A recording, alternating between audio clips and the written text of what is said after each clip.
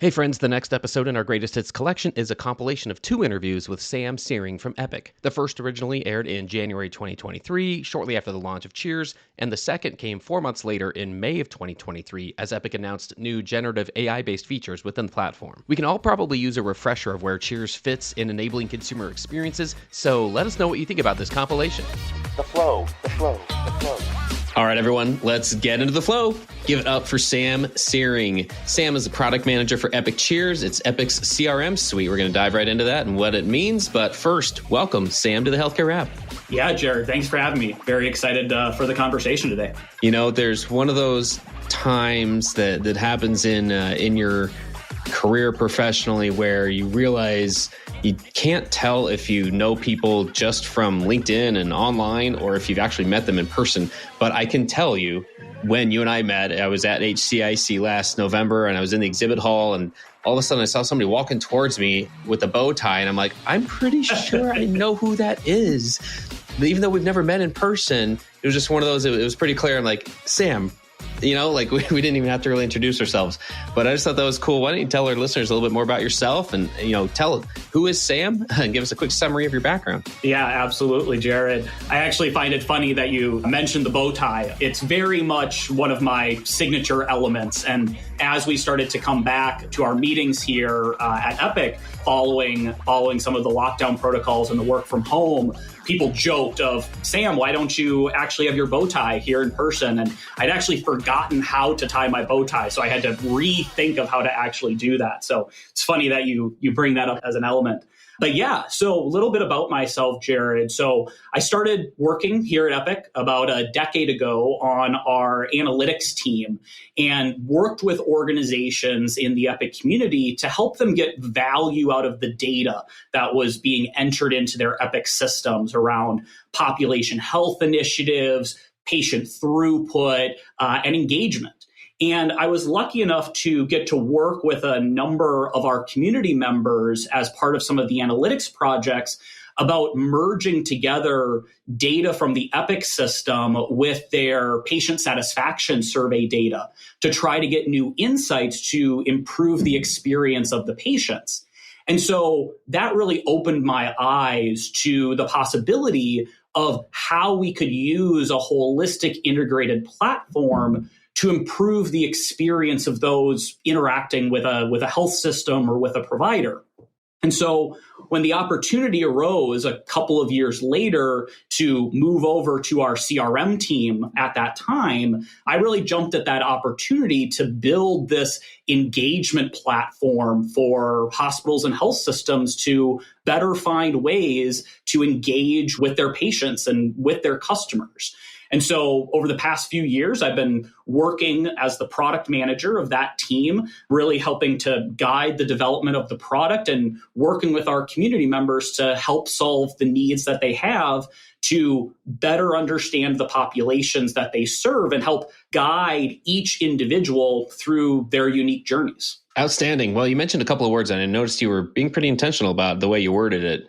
And those words were experience and engagement. And I feel like those two things are absolutely related. From your perspective, I'm curious just where healthcare organizations do you think are doing well when it comes to the consumer experience side of things? That to me, that includes engagement, but it can include a lot of other things.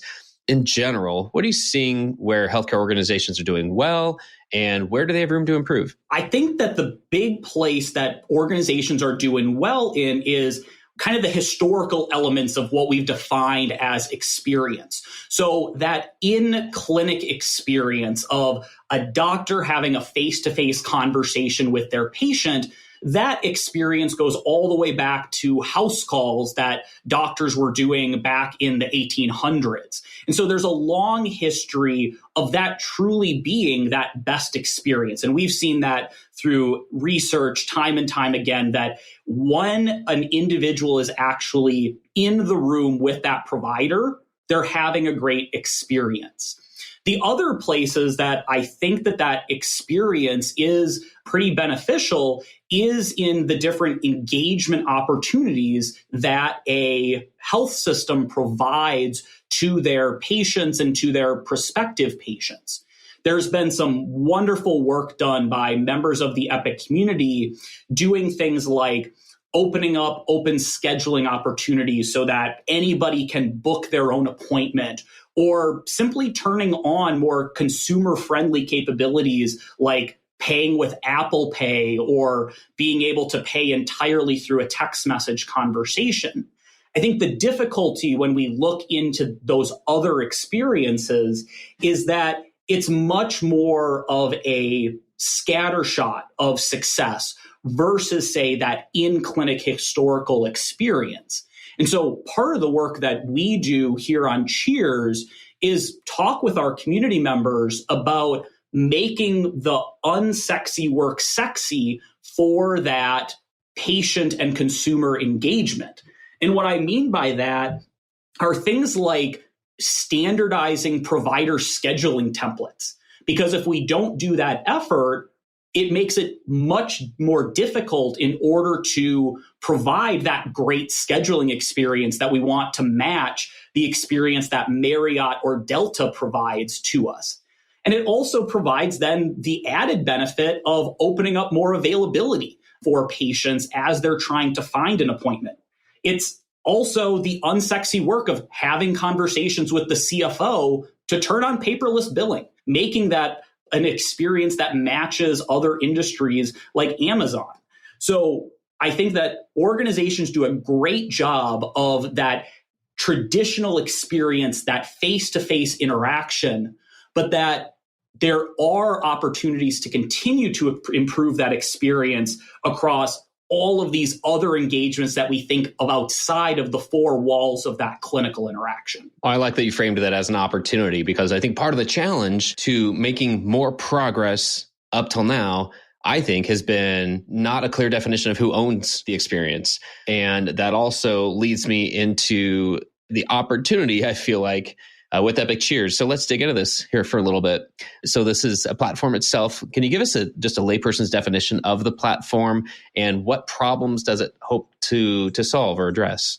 Yeah, Jared, before I answer that, I think we need to take a step back for the folks listening in on the podcast to understand really who Epic is as a platform more holistically, and then we can hone in on Cheers.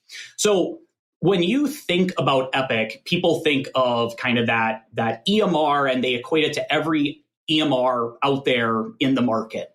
And I want to have folks think about it a little bit differently as composed to some of the other EMR platforms.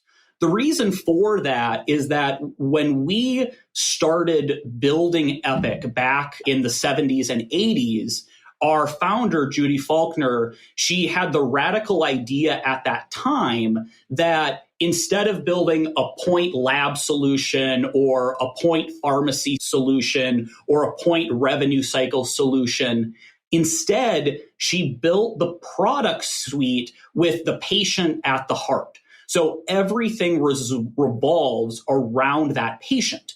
And we've added new capabilities and insights for those individuals over time.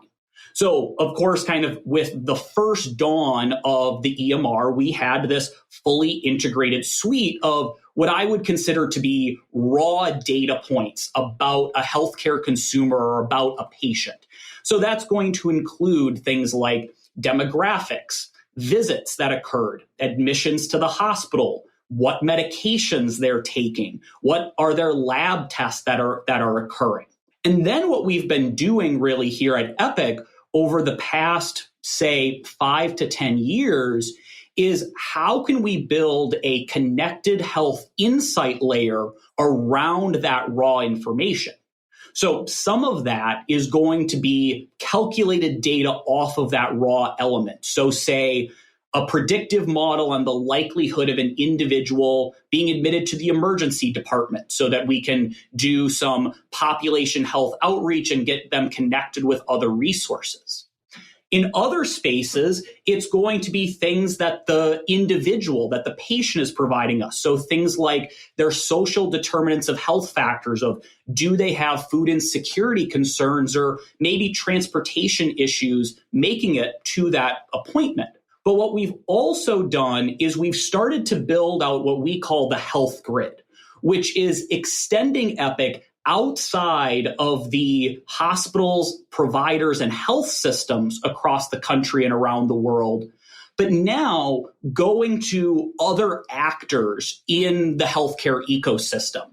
So 2 examples of what that larger connected health grid looks like is payer organizations and diagnostic specialty laboratories. So for payers, we've worked with the 6 largest national payers, as well as a number of regional Blues and provider-sponsored health plans, to create an exchange network so that health systems can know their patients that are part of the membership of one of these plans and be able to do things like do automated prior authorization for certain procedures, or the health plan sharing what are the care gaps that this member has with the health system so that they know what they need to reach out to that patient for. And then on the diagnostic laboratory side, it's connecting with these specialty laboratories for both preventative screening capabilities for things like colorectal cancer, but then also what is the appropriate treatment path, and then sharing the genetic information based on the test so that we can know what's going to be the right medication to actually prescribe to this patient at the appropriate dosage to help with their certain condition. And so that raw data was the starting point. The insights was the next layer. And so getting now to Cheers is then this engagement layer around all of this information to say, what are the avenues and channels that a health system should be engaging and using all of this rich data in order to best provide services to this particular individual? So recognizing that from a payer, we know that a woman needs to get screened for breast cancer. And so that's where our Cheers platform for marketing automation can outreach through channels like email and text messaging and MyChart in order to ask that individual to schedule that appointment. Maybe it's also we know that an individual has some transportation concerns. So in our call center functionality within Cheers, being able to offer up a ride share through Lyft or Uber to make sure that that individual can actually make that appointment. And so that's where Cheers is really this wraparound experience to use all of the insights from across the health grid to be able to drive those best outcomes and engagements of those individuals. It's really interesting. So, I mean, my understanding is that Cheers in its current form has existed for about 1.5 years. So parts and elements, it's been built on a foundation that has been in existence for a long time, doing a lot of the functions that you just described. But this current form has been relatively new out there. I'm curious what you're seeing as you help organizations understand the value of it. Are you talking to marketing people? Are you talking to IT people? Because digital has brought about this kind of convergence of who's responsible for what. Formerly, I was in a digital marketing, like a MarTech function at a hospital system, and I was spending more time standing up platforms, doing implementation functions and things that would traditionally be considered probably IT functions, but I was in the marketing department, right? So I felt that convergence firsthand, and I feel like we're still moving that direction where depending on how an organization is set up and just where their strengths are and who their leadership is, they might say, hey, this platform lives within the marketing silo or the IT silo, or maybe they have created something in between. I'm aware of some provider organizations that have created a digital patient experience silo that does not report to marketing or IT. It's on its own. And that warms my heart, like that, the ability for an organization to evolve in that way. That's where it has to start for them to be able to address these needs, to be agile enough to find a tool like this and implement it. Are you seeing that type of convergence, or are you speaking to like marketing and IT still separately? I'm just curious, like who the stakeholders are that you generally interact with. If there was one silver lining that came out of the pandemic, I would say that the convergence of IT operations and marketing coming together to solve immediate issues was one of the better outcomes that happened, because during that kind of very hectic period in the spring of 2020, all of those groups needed to come together to say, How are we going to stand up virtual visits? How are we going to communicate to our patients of how to talk to us? How are we going to inform our community of what we're doing as a health system? And then that continued into then the winter of 2020, into then the spring of 21, reaching out to patients of saying, come in, get your vaccine. We're opening back up our facilities. Come back in for that cancer screening that you skipped over. And so what I've seen in the conversations that I have is now it is much more of a trilateral conversation. It's no longer just IT coming to have the conversation, or marketing, or that primary care service line leader coming to have the conversation. It's now each group talking, and one of those groups might hear about the work that we're doing with Cheers, and then they inform their peers. They hear about it, they bring it to the broader organization, and that's where then we have the conversation, and where we've seen the best outcomes of health systems deploying Cheers is where there is that coordinated effort between those different entities. So it's really about operations defining what are the strategic priorities of the organization. It's marketing then crafting the message and the segment populations of who we reach out to and what's the best channels. And then it's using the IT expertise to deploy the specific technology to then execute on that engagement, and then continuing that virtuous cycle of analyzing the outcomes, analyzing the engagement to then drive those future interactions and those future efforts. I know that you mentioned different organizations maybe standing up these different functions. The piece that is potentially worrying is that it may just be another silo that isn't then connected into all of these other pieces. So I much more appreciate the matrix governance structure that we've seen organizations apply, because it allows each part of the organization to bring their strengths to the table to make up a larger whole than the sum of the parts of each of those parts of the organization. Yeah, no, I'm glad that's what you're seeing too, because I feel like that's a necessary step for us to build upon in order to make progress in this area. We need to accelerate these initiatives. We need to have the technology in place to enable better consumer experiences. We need to understand that. And these are not functions that necessarily have happened organically in a lot of hospitals and health systems. They've had to learn it. What do you think about the role of technology in enabling an easier experience for consumers? I think that technology is a core element of that, but it's not the only piece. Culture and process are also critically important in order to achieve that sort of transformation that you're actually looking for. And so that's where, for the organizations that we're working with for some of these consumer healthcare transformation efforts that we're working on, we have one of the deliberate outcomes that we're working towards is having the defined process and ROI defined for the different KPIs for those projects. So I'll give you an example of this. We're working with a few organizations right now on, like I mentioned earlier, some of that unsexy work of doing provider scheduling template consolidation to enable self-scheduling, to enable accessibility. And so what we're planning on doing is then providing that education to the rest of the community. At one of our users group meetings a few years ago, we really started to share this idea, not in the cheer space, but more holistically for hospitals and health systems, that for a lot of organizations, innovation is simply imitation of what other organizations have done. And so that's where what we need to do is find those leading organizations that want to blaze that trail and be those people out in front, cutting that trail for us. And then make sure that we have a line behind us saying, this is how we do it. This is how we get here.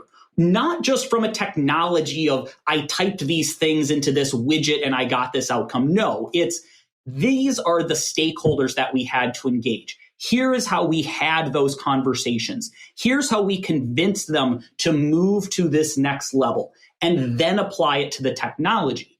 So that for those organizations that may be more hesitant or maybe don't have the resources to be experimental, they can see that path that's been blazed ahead of them and that they can tug on that line to be brought forward into that future as well. So that's where I really see making sure that we're identifying those groups that are on the bleeding edge. We really are just at the start. The pandemic kind of was a wake-up call to everyone that we need to be focusing on this. And there are organizations that are really starting to move in that direction. We just have to make sure that for those groups that are moving ahead, that they're able to bring everyone else along to achieve that future goal. Technology really is the thing that allows us to scale and accelerate these processes. The great thing is that we're at a point now in the industry, it doesn't feel like anyone's going to disagree that, yeah, it would be helpful to remove friction and make it easier to engage with the healthcare system, which a few years ago, I don't know if everyone would have agreed with, but it's nice. I mean, these days, it sure feels like we've kind of hit critical mass with that line of thought. And I feel like, again, another one of the pieces of the puzzle here is just socializing a lot of the concepts you just shared of where technology fits in, where process and culture fit in, and what to do with that. Instead of just assuming that everyone knows it, that it's, for lack of a better term, it's a skill that just grows on trees. These are a mix of soft skills and technical skills that require just a different level of thinking in my mind. It's a different mindset. And that's what we need to get to the next level and advance consumer transformation, which kind of leads me to this last line of thought, which is for you personally. I'm guessing when you were a kid, you didn't think, hey, when I grow up, I'm going to help organizations create better consumer experiences. Or, I'm going to work on a CRM for a company that's traditionally known as an EHR. Tell us what appeals to you about your work and why you enjoy it. Yeah, Jared, you're absolutely right. I did not wake up when I was 8 years old and say, I want to do what I'm doing today. It definitely has been an evolution. And it was actually coming out of college. I didn't have a job coming out of college. I was a poli-sci major, didn't make it in DC. And so I started working at a food truck, actually, here in Madison. But a couple of buddies of mine, who had recently graduated before me, they were working at this IT company just outside of town. And they said, why don't you apply? And so I thought that this was going to be a stopgap for me, trying to find that next thing. But when I got in, when I actually started being able to work with health systems and see the impact that they can have on patients' lives, I knew that this was going to be a meaningful place for me to try to contribute. And so what is appealing to me is that there are so many different elements to healthcare, not even just within an individual health system. Like I was mentioning, there's all of these other elements to the American healthcare system, from payers and labs. Didn't even talk about pharma or med devices as part of it. But what energizes me and where I see the potential and really what gets me going is finding the connective tissue across all of those different corners of that healthcare ecosystem to no longer be disjointed, no longer be disconnected between the interactions between those different entities. I want to build that future that, coming back, it is all about that patient at the heart. And so that everything can revolve around them towards the outcome of that better consumer healthcare experience. So if I had to say what gets me going, why am I still here? It truly is about building that holistic experience, regardless of how an individual is choosing to engage with their health.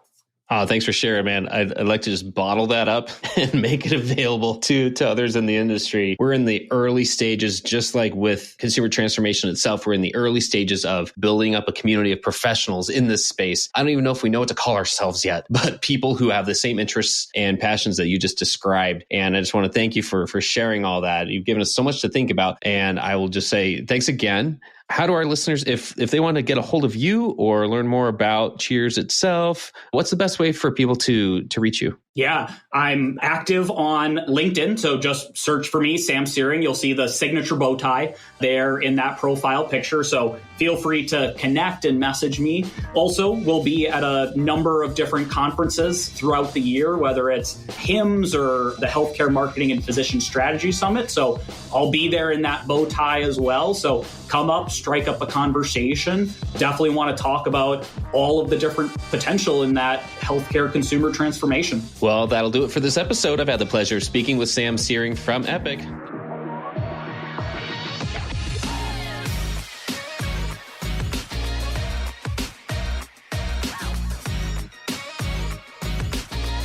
The flow.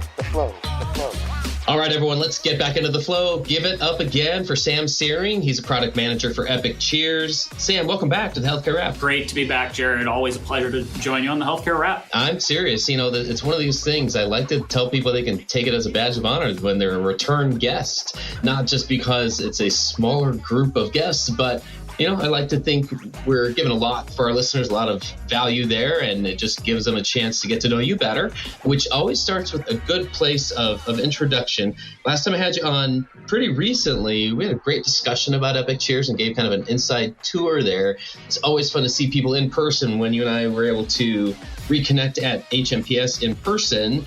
I noticed something really cool about the Epic booth, and it was really unique. I guess I've just been involved in marketing long enough. I've seen a lot of booths here and there.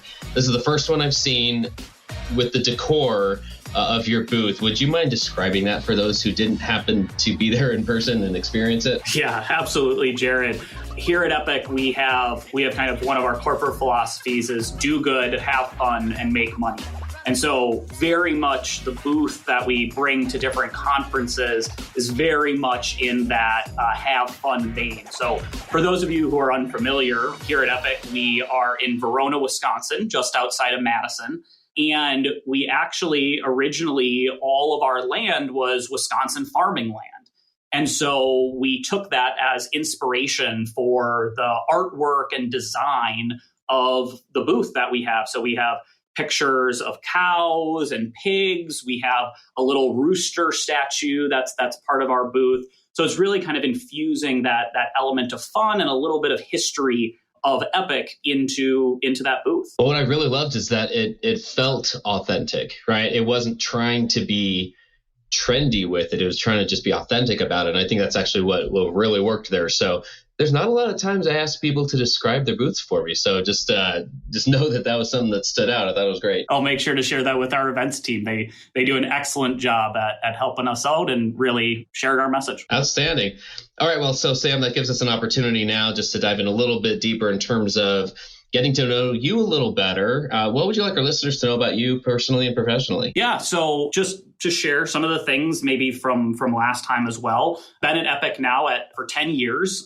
Started off working in our analytics division, helping organizations get value out of their data. And I had the pleasure at that time to start getting to work on patient experience. And so that's what led me now into my work at CRM here at Epic, where I work across all of our different teams, from research and development to quality assurance to implementation to ongoing technical support, to make sure that our community members are as successful as possible, maintaining and building their relationships with their patient populations using our CRM capabilities.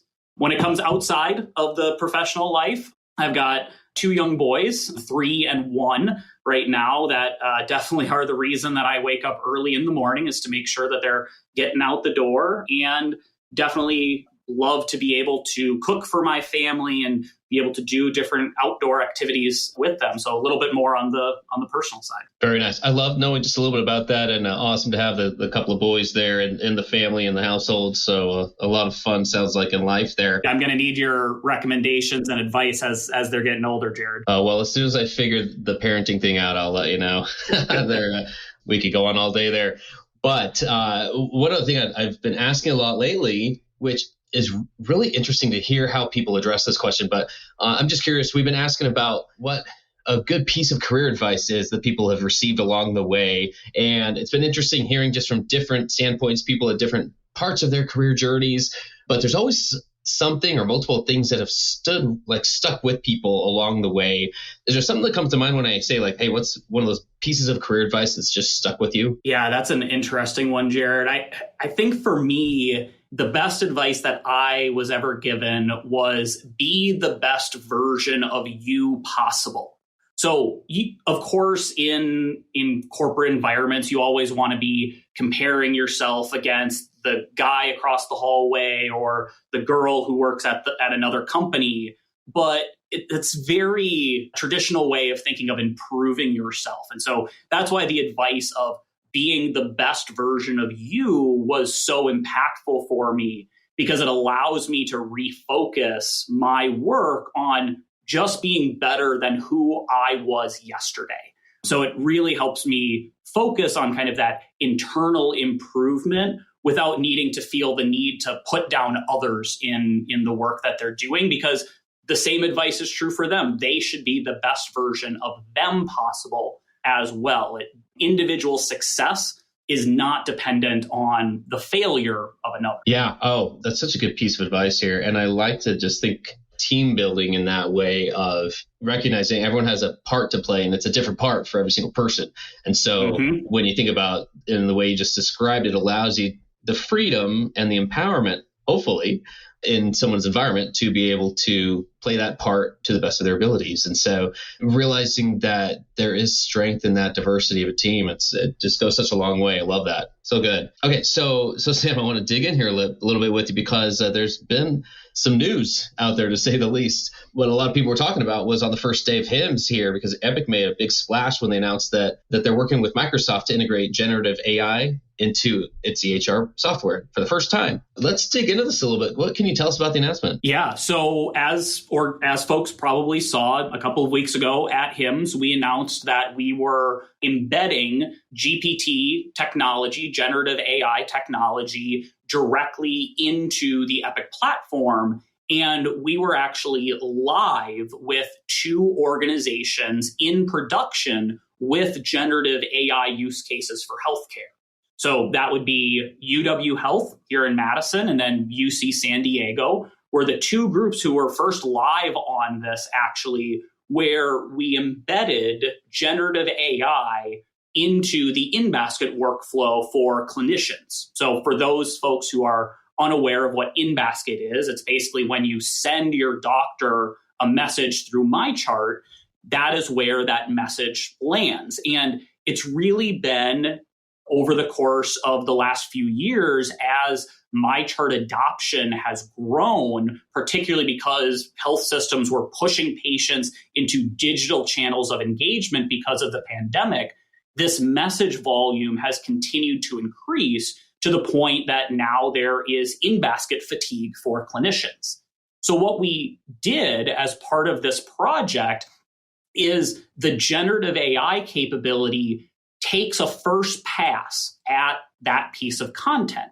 So it reviews the message that was sent in, classifies the type of message. Is it about a medication? Is it about an appointment? Is it about a laboratory result? And then it shares pertinent information from Epic through a HIPAA-compliant API to the GPT service within Microsoft's platform, and then drafts a response for that clinician.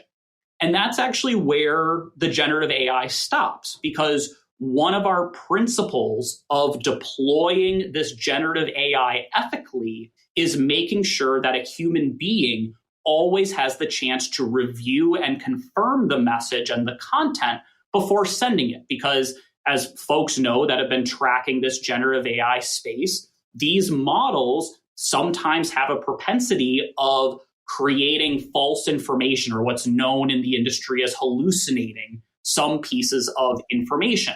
And so it was a core tenet for us that a clinician, the person who's actually going to be responding back to the patient, actually is reviewing the content before sending it out. So how is that different than, I think some of it's probably obvious, but how is that different than the process historically in terms of not having a tool to to make any of the process easier? Sure. So historically, what doctors needed to do when a message got delivered to their in-basket is they needed to first review the message and then go into the patient's record. So if it's a questions about medications, going into the patient's record to review, are they currently on that medication? How long have they been on the medication? What condition are they actually treating with that medication? And then absorb all of that information, go back, and then write the response back to the individual. Now, the system, the generative AI and the Epic system are doing all of that review process, removing that honestly administrative burden from the clinician and drafting that response for them, saving that time in the first place.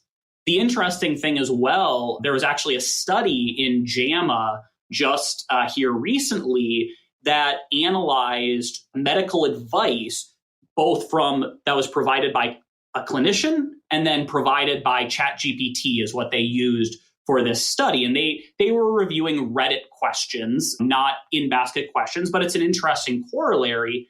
And they actually found that through a blind panel review process, that ChatGPT was more empathetic to the individuals when they were responding to the question that they have. And so it's interesting, there might be other ways to infuse a better patient experience through providing that draft response, because the doctor may not have time, even though they want to be empathetic, they may not take the time to actually write that out. Whereas if a draft is provided for them, they don't need to spend that time. That information is already there. Well, I know we like to look at headlines like this, big announcements, through the consumer's lens as well. What do you think this development means for consumers? Especially, we can just use that same use case of in-basket messages, which ends up answering, that's engagement with a patient or consumer at the end of the day. What do you think this development could mean for consumers who are out there asking for an easier experience? They just want everything to be a little simpler in how they engage with the health system. What are the possibilities here? I mean, I think it's just simply going to make that experience for the clinician, in taking the in-basket example here, it's going to be making it easier for them to actually get through the volume so that patients can get a quick response to whatever sort of clinical need that they might have. Now, of course, we work with our community members to try to automate or provide self-service options for these capabilities as much as possible. But at the end of the day, sometimes it just requires a clinician to do it. And so if we can speed up that process and that patient, that consumer, can get a quicker response and then have that peace of mind of whatever that response is, that's where I see that benefit of having a more pro-consumer first approach to providing that messaging. Well, I'm going to support that. I think any step in this direction is a good one. And I think being able to sit here and say, like, that's the goal, that's part of this. Ideally, this also makes life easier for the clinician. I mean, that's always the goal here, right?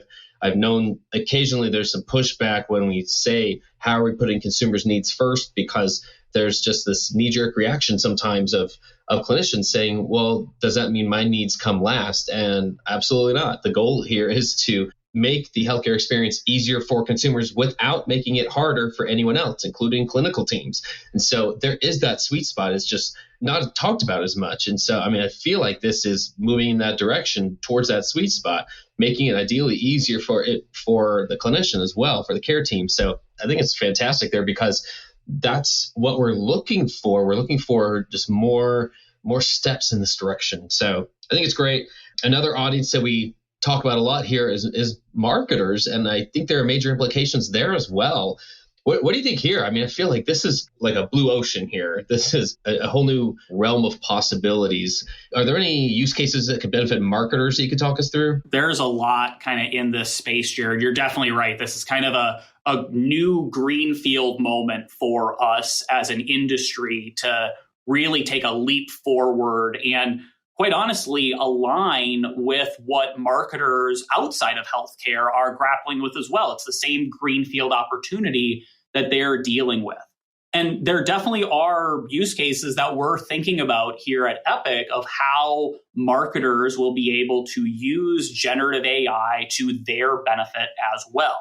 So one of them that we are prototyping currently that we did actually share at HIMSS as well is creating a conversational interface to our self-service analytics capabilities in Epic. Now, that may not sound like something that a marketer would immediately want to do because maybe it's more of a clinician wanting to have those conversations or a revenue cycle leader wanting to have those conversations with the data. But the use case that we're seeing from a marketer's perspective is being able to have a conversation to identify who are qualified individuals that we should be engaging in outreach. So being able to simply ask how many individuals are overdue for their mammography, and then find me those individuals that live in the zip code where we have available mammography volume, and then split that out by individuals that have a family history of breast cancer so that we can target those more high priority individuals first. And all of that will be able to be done through text prompts. So you'll just be able to talk to your data to build these target segments that you are wanting to engage as a marketer.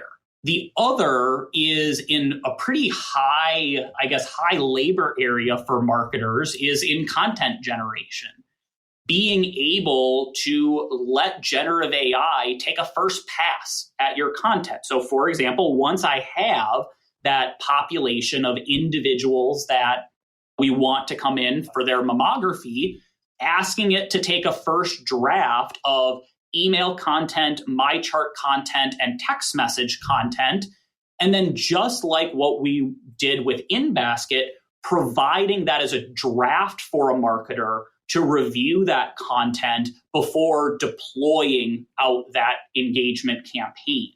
So those are a couple of the areas that we're thinking through of how generative AI could be used. And where we see the benefit is because of that HIPAA compliant API that we are using, we can share additional information like an individual's appointment history, like the procedures that they've had, in order to truly create that one-to-one personalization for that individual that we're reaching out to. I think the most important thing, Jared, goes back to that philosophy that we're taking from an ethical standpoint, that there still needs to be a human being in the loop as part of this work. And so that's why we're not just going to deploy a campaign with generative messaging straight out the door. We want to provide that opportunity for that marketer in order to actually review, make sure that it aligns with the brand messaging before then sharing that with their target population. Well, I love that. It feels like it expands the menu, if you will, of ways that generative AI can benefit consumers at the end of the day. And if that happens in the background, for instance, and in ways that they don't even know, all they know is that they're getting responded to in a more timely manner, for instance, or just it's easier to get something happening, seeing some outreach come to them that they hadn't gotten before, that's being created in a way that, if it's in the background, quite frankly, I think that's even more exciting, because that's part of it, the consumer experience evolution, if you will, in other organizations outside of healthcare, is that there's actually not a focus on it. They're not marketing the fact that here's how we've built this. All they know is that like this experience is better. And so that's what the end user, the consumer, the patient ultimately cares about. And I think that's just a perfect example there. What excites you the most about using new technologies like this in healthcare and their possibilities? Boy, there's so many, Jared. I would personally say there's the adage of in healthcare of practicing at the top of your license. And most of the time that's talking about nurses on the floor in the hospital or doctors in the exam room. But marketers also have a top of their license. There is a skill set, but sometimes there are administrative tasks like copywriting, for example, that just have to get done. And so if we can use a tool like generative AI in order to alleviate some of those lower level tasks, it allows marketers to elevate themselves, to be thinking more strategically for the organization in order to do things like guide conversations on creating a true consumer-first healthcare experience, because that day-to-day work is now being elevated using that generative AI capability. So that's where I am really most excited about this, is that it's going to enable folks to do more and to be able to do the harder and more strategic things that is necessary to actually drive the consumer transformation that we all want to see in healthcare. And to your point, Jared, that you were talking about earlier, I really like to think of consumer transformation. The end state is creating magical consumer experiences. And some of the best pieces of magic that you think about, you're just in awe of the experience, but you had no clue how the magician actually did that trick. You just know that you were entertained and you had a great experience. I think the same could be true here, is that the technology should just be in the background. It should just be creating these magical experiences, and that the consumer, that the patient, doesn't need to know what actually happened to make that magical experience a reality. I agree. What about the flip side of that? What do you think are some of the greatest challenges with implementing these technologies? I think it's going to be kind of on the other side of it, is some groups have built themselves as this specific job function that generative AI is only going to continue to get better and better and better at. And so it's making sure that we bring along those people, because AI is not going to replace people. People who use AI are going to replace people who do not use AI. And so it's making sure that we're bringing these folks along so that they're also receiving the benefits of these new capabilities. And I think the other side of it is what kind of I already discussed, is that we want to make sure that we are deploying these tools in the right places so that we're not creating misinformed interactions. We don't want to be providing poor medical advice to an individual because a generative AI model hallucinated information because it doesn't actually know the truth at the end of the day. And so it's making sure that as a collective industry, we are being deliberate where we are rolling out these capabilities so it doesn't negatively impact that patient care experience. Well, I can't wait for one to see the QA processes evolve to account for all of the things that can happen within and without the guardrails happening. Again, I just liken it to the process of getting healthcare organizations set up on social media for the first time. And this was, 10, 12, 15 years ago. And that was quite a process. The policies and guidelines were just tedious to come up with. It's funny. It's almost meta, like now thinking of being able to use ChatGPT, for instance, to create the guidelines and do the writing of the policy, at least take a first pass at it. That would be so meta. But I digress. And Jared, there are so many ways that this is going to evolve. I mean, we weren't even talking about generative AI 6 months ago. It wasn't even a topic of conversation in healthcare. And now it's everything that everyone wants to be talking about. And so we're going to continue to see this evolve over time. The thing I'm really excited for is everything we've been talking about here has been text generation is what we've been talking about.